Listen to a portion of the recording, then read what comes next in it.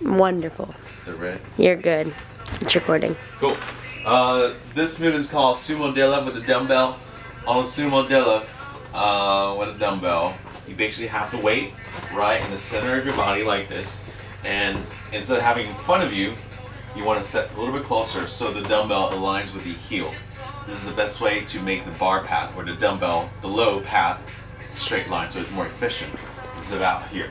If it's out here, when you come up, the weight's going to pull you forward, which means people tend to shoot their butt up first.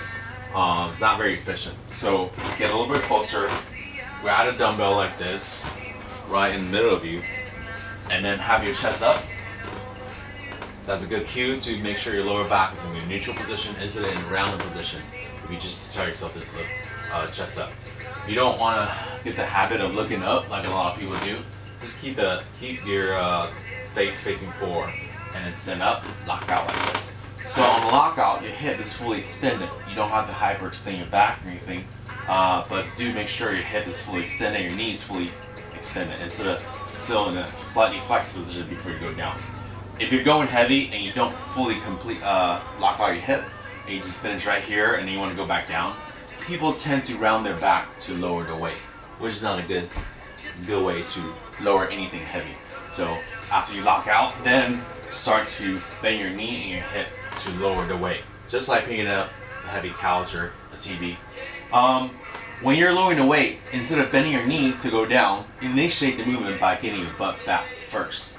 That will automatically bend your knee, okay? Just like that.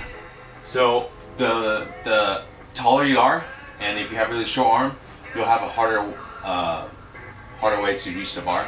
So what you can do is you can put a block underneath to make the dumbbell a little bit higher, or take a wider stance and have your toe point out. If your toe point out, your knee points out, and so then your hip and your thigh will be out of your way to reach whatever it is heavy. Okay. And if you're shorter with longer arms, then you will have the advantage on lifting something heavy off the ground. So it'll look like this. And then if it's heavy, most people should be able to do it 40, 50 pounds to start, and then work up to 100 pounds if you have the weights at home. So this is the rhythm.